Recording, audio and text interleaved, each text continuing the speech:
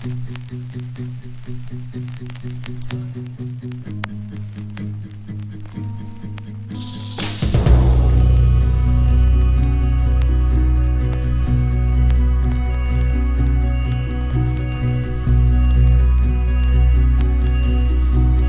hermanos, en una ocasión de varias visitas que hice a la República de Costa Rica, me entrevisté con un hermano muy alegre, muy simpático. El hermano era nicaragüense, era pastor en una misión pequeña en el área de San José, si no me equivoco. Un hermano muy bueno, muy bueno.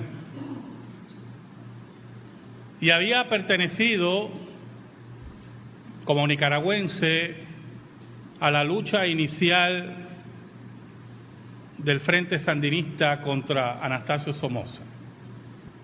Y estuvimos dialogando, fue bastante parco con eso, yo tratando de sacarle información, pero no fue tan informativo como yo hubiera querido, ¿verdad?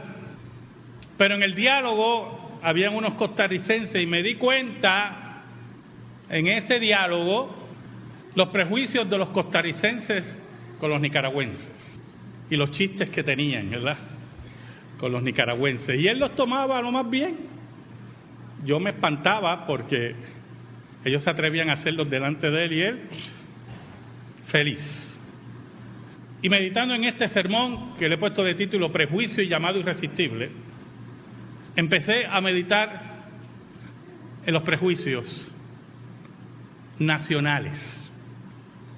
Los prejuicios que son la vista exterior del ser humano, el ser humano que no puede ver la interioridad del hombre como la ve Dios y como la vio Jesucristo.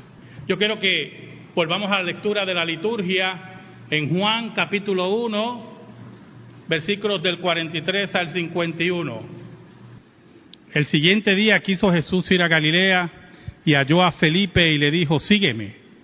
Y Felipe era de Betsaida, la ciudad de Andrés y Pedro.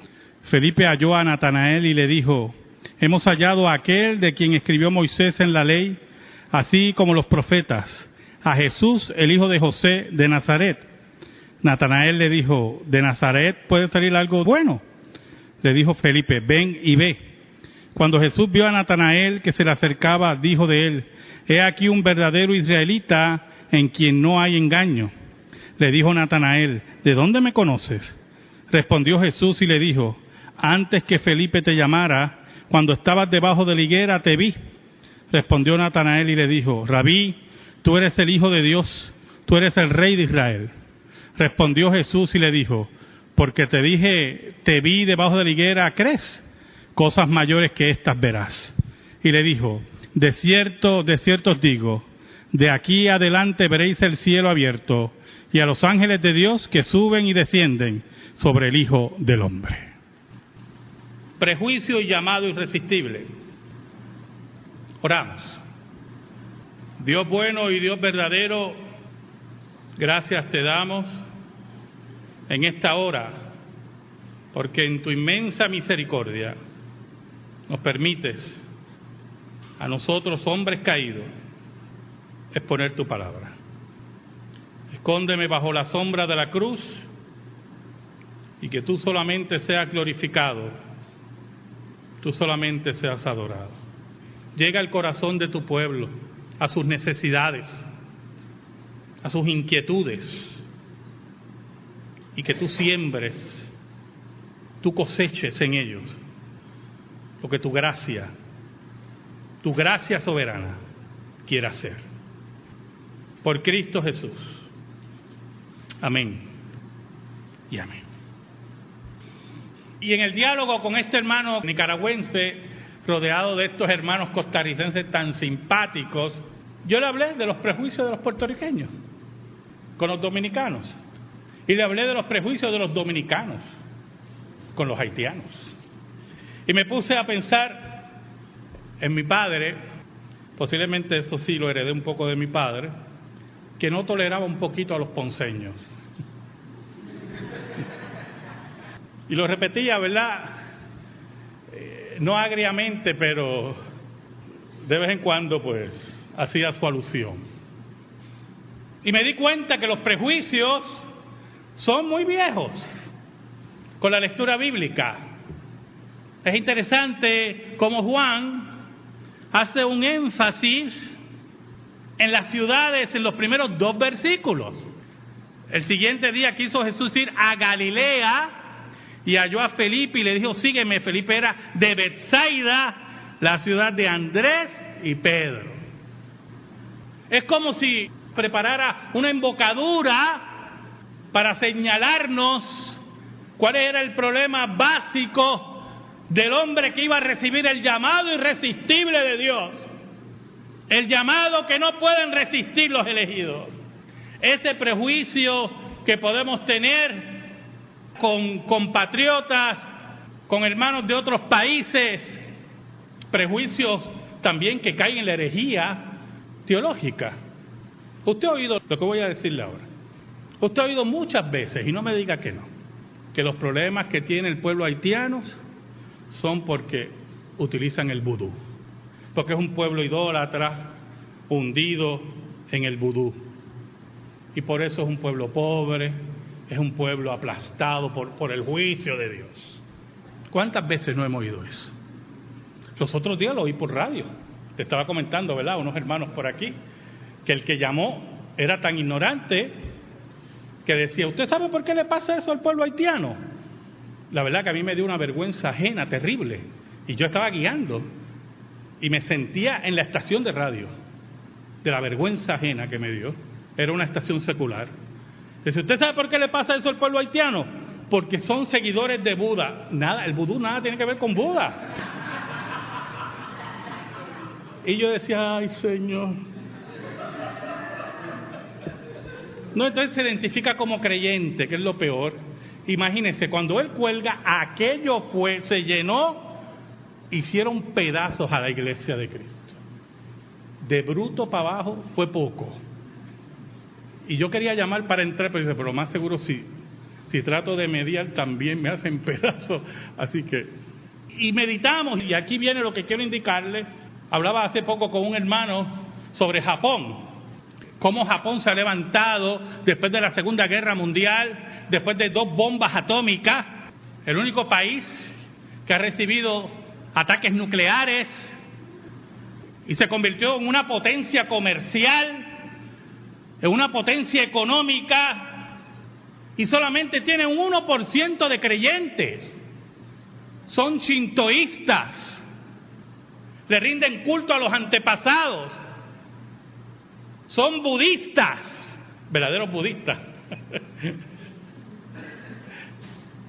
Un país hundido en la idolatría, en darle la espalda a Dios, con un % alto de ateos, de suicidios, y un país progresista.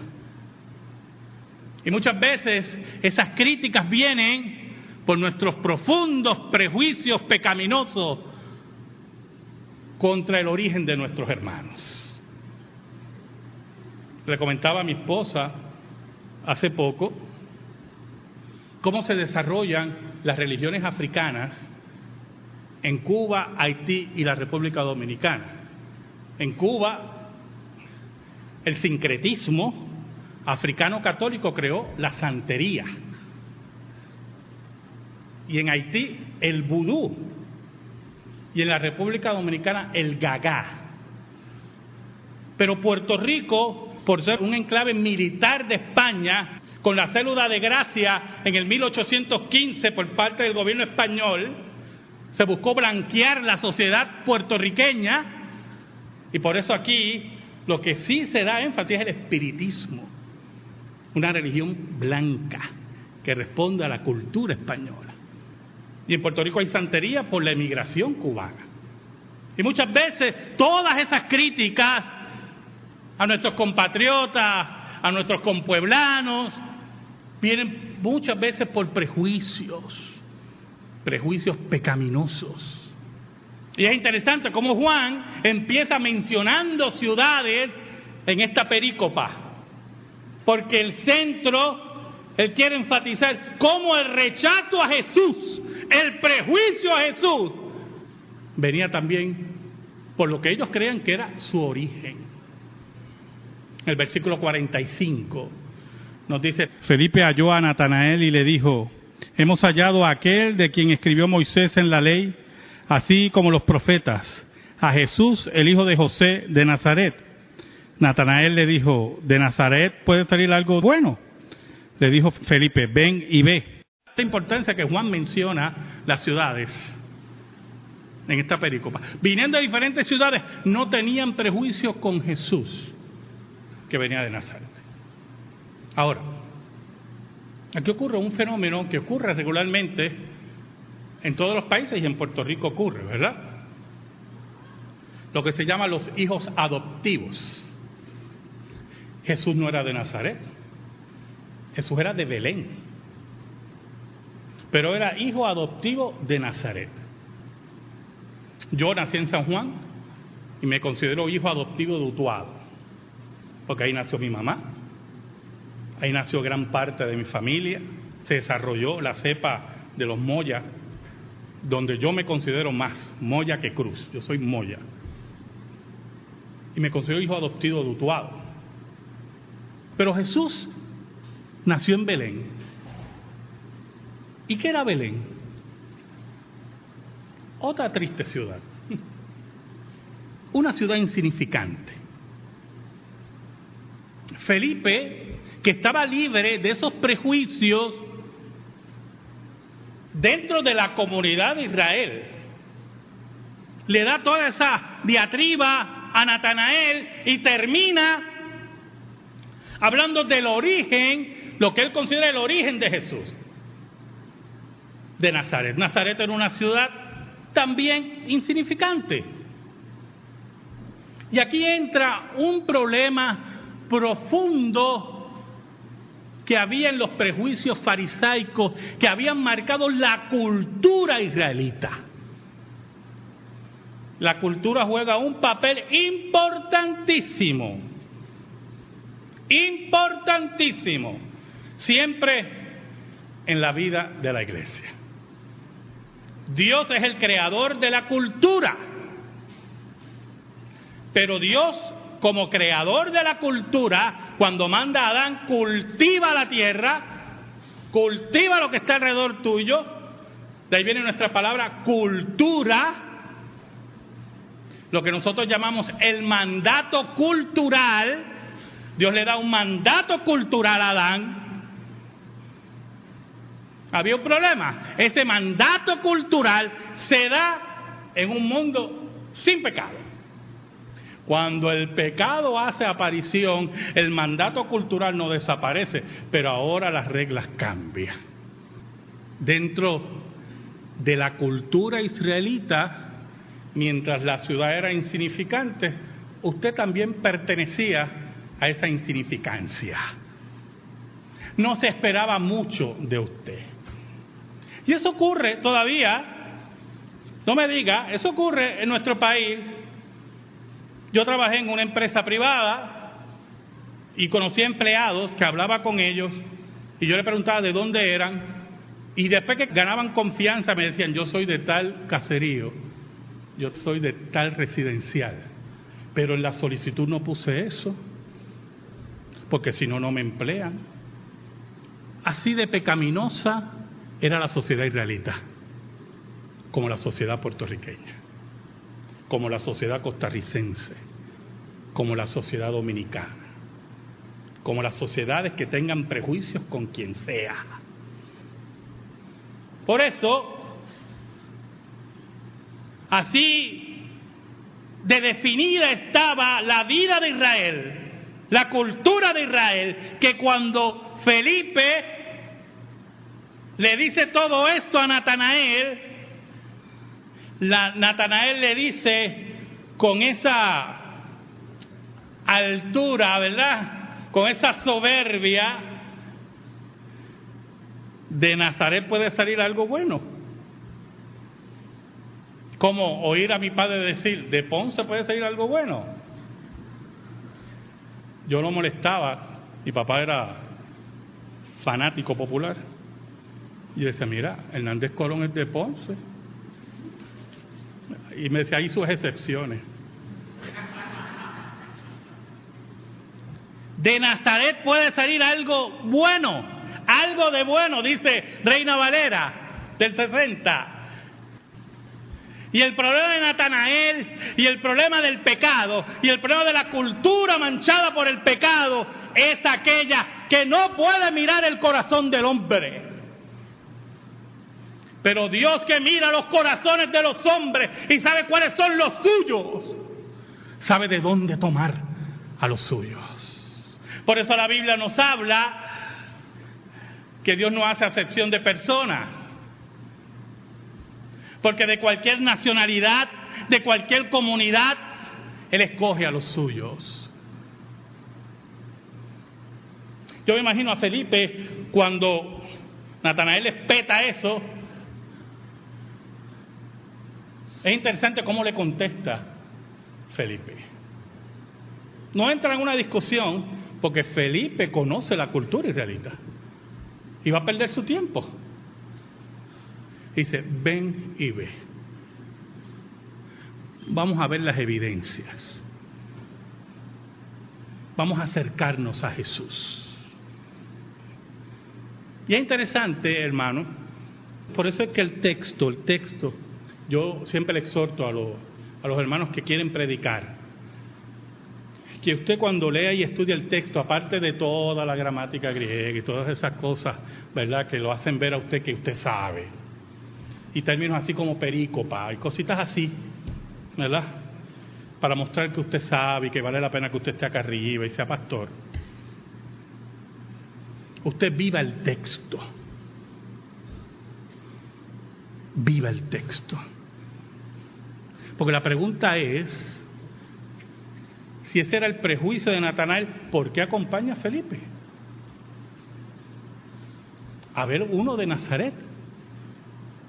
Felipe pudo haberle dicho, ven y ve, y él dice, ¿para qué? ¿Para qué yo voy para allá? ¿A ver a quién? A uno de Nazaret. Si te he dicho que de ahí nada sale bueno, me hagas perder mi tiempo. Pero había un problemita, que no son los planes de Natanael. Son los planes de Dios de llamar a los suyos, de confrontar a los suyos con su pecado y llamarlos a salvación. Y posiblemente Natanael va de buena o mala gana, pero el plan de Dios era que se encontrara con Jesús de Nazaret. ¿Sabe, hermano? Este hermano nicaragüense era un hermano muy bueno en construcción. Y él con sus manos y otros hermanos costarricenses habían construido una capilla. Me acuerdo ahora, el lugar se llama Los Cuadros, en el área de San José, Los Cuadros. Era un área marita. Yo me acuerdo que una noche que había servicio, pues yo salí y caminé para ver el lugar. Yo siempre he presentado, ver la cultura. Entonces salió el misionero, desesperado así, con los ojos desorbitados, buscándome. Y yo, ¿qué pasa, varón? Pero déjame caminar. Me dice, ¿tú estás loco? ¿Te van a asaltar? Un área difícil. Un área de problemas de adicción a droga. Y Dios había llamado a ese hermano a levantar y pastorear esa obra. Un hermano reformado. Porque Dios mira el corazón y sabe quiénes son los suyos. Y no importa los prejuicios de los costarricenses, no importa los prejuicios de los puertorriqueños, no importa los prejuicios de los dominicanos, Dios llama a los suyos de cualquier lugar y los llama irresistiblemente, y nadie puede intervenir con las decisiones de Dios. Oiga, pero lo interesante en el relato es que Natanael acompaña a Felipe. Y el versículo 47 dice que cuando Jesús vio a Natanael que se le acercaba, dijo de él, he aquí un verdadero israelita en quien no hay engaño. Entonces ese versículo me trajo intriga, porque Jesús también era un hombre que usaba el sarcasmo. ¿Oyó? Y no sé si era sarcástico cuando Jesús le decía a los fariseos: los sanos no tienen necesidad de médico. Hablando diciendo los fariseos: ustedes no vienen a mí porque ustedes creen que no tienen necesidad de médico.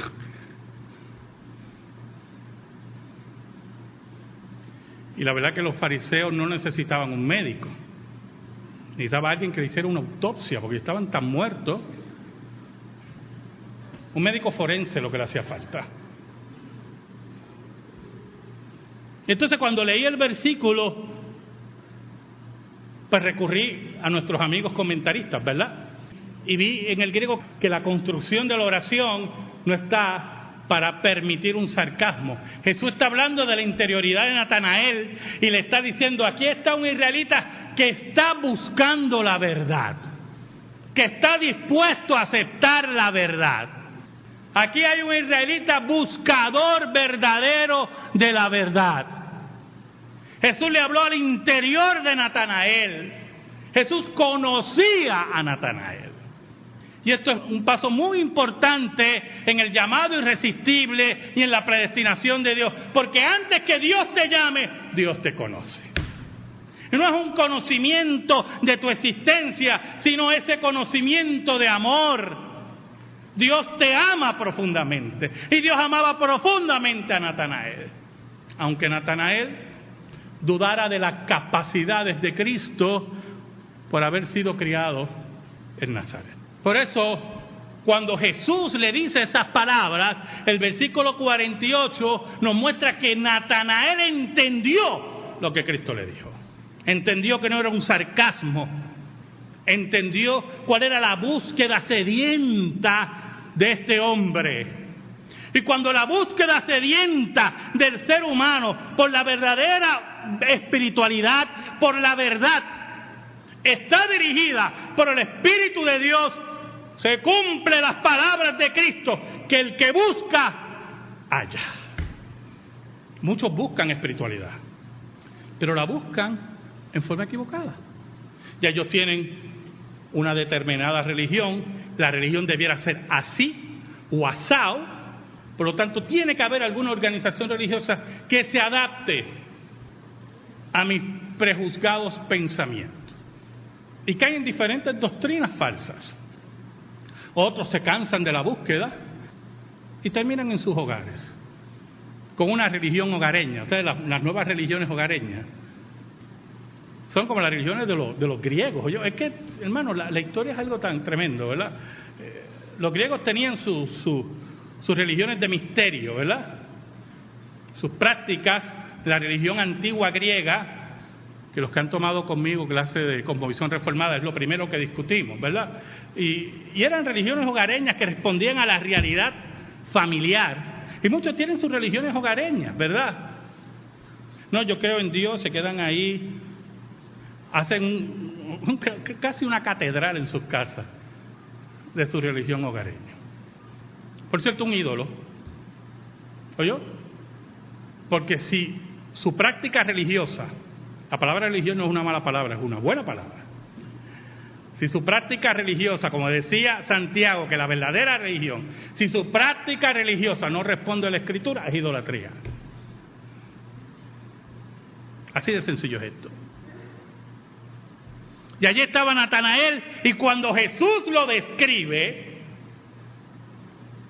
el versículo 48 dice, le dijo a Natanael: ¿de dónde me conoces? ¿De dónde tú me conoces? ¿Sabe, hermano? Cuando yo descubrí y entendí que Dios me conocía desde antes de la fundación del mundo, pero escuche, por mi nombre,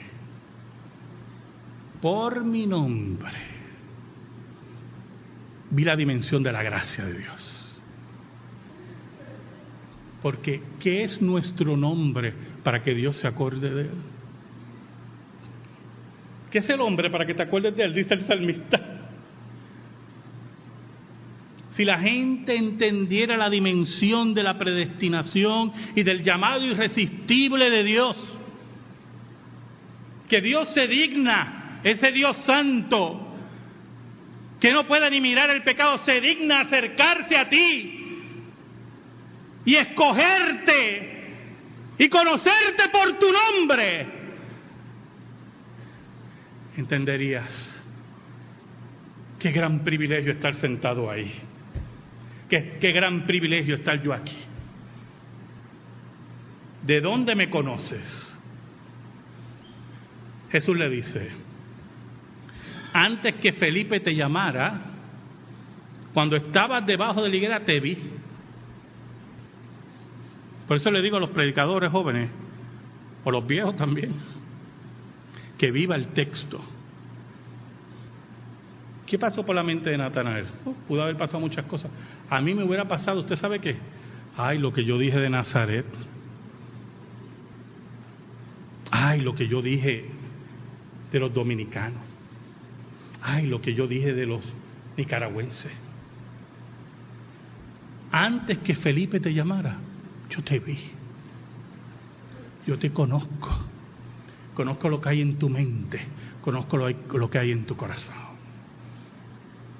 Es en ese momento de confrontación de Jesús, aquel de Nazaret, en ese momento de confrontación, hermano, confrontación que solamente puede hacer Dios.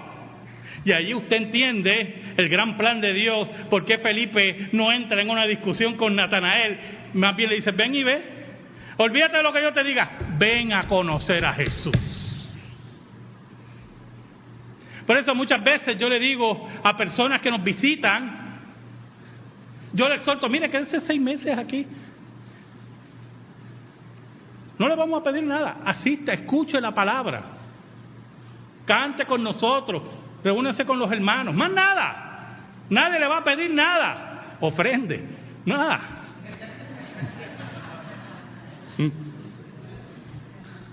Pero quédese 6 meses.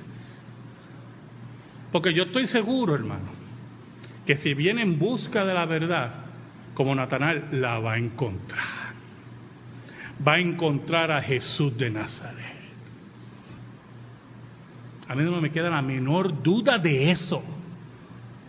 La menor duda, hermano. Porque Dios llama a los suyos en forma irresistible y nadie puede resistir a su voz y a su llamado. Es en esa confrontación de Jesús, una confrontación milagrosa, por cierto, porque Natanael está seguro que la conversación de Felipe con él era una conversación privada, que nadie era testigo. Y cuando llegan donde Jesús le hace una confrontación milagrosa: yo te vi, yo te conozco. Y Natanael en ese momento recibe el llamado irresistible de Dios, el llamado interno de Dios. Por eso en el versículo 49 dice: respondió Natanael y le dijo: Rabí, oh hermano, antes de decir lo otro que tiene mayor peso, maestro. Oiga, y en ese tiempo rabí no es como ahora, que desprecian tanto a los maestros.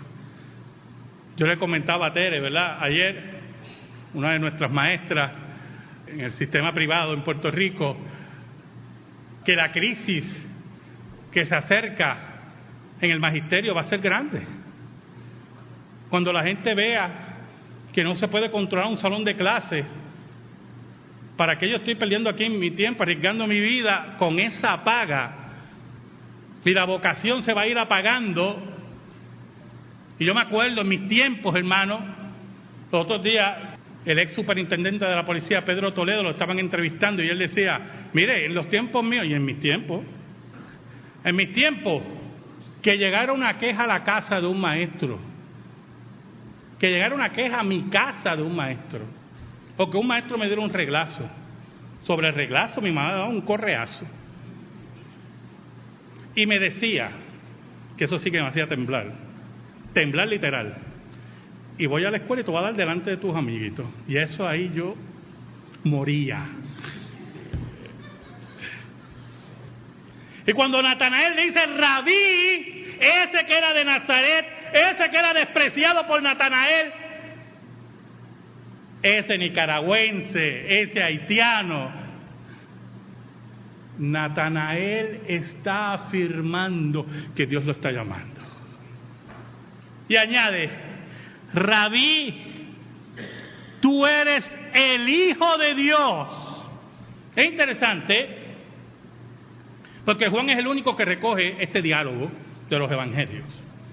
Juan es el único que recoge este diálogo. Y el título que utiliza Natanael, Hijo de Dios, es un título de gran peso teológico. Juan el teólogo. No dice Hijo de David, dice Hijo de Dios. Tú eres de la forma de Dios. Tú eres Dios mismo, porque el título Hijo de Dios es un título divino dentro del Nuevo Testamento. Tú eres el Hijo de Dios. Tú eres el Rey de Israel, el heredero al trono de David. Aquí yo vengo en ese llamado irresistible que ha derribado mis prejuicios, que ha derribado toda mi pecaminosidad, a rendirme a tus pies y declarar que tú eres el Hijo de Dios, el Rey de Israel. Versículos 50 y 51, Jesús le habla de la simplicidad de la confrontación. Porque yo puedo ir donde usted y decirle, mira, ya supe lo que tú dijiste. ¿Qué usted va a pensar?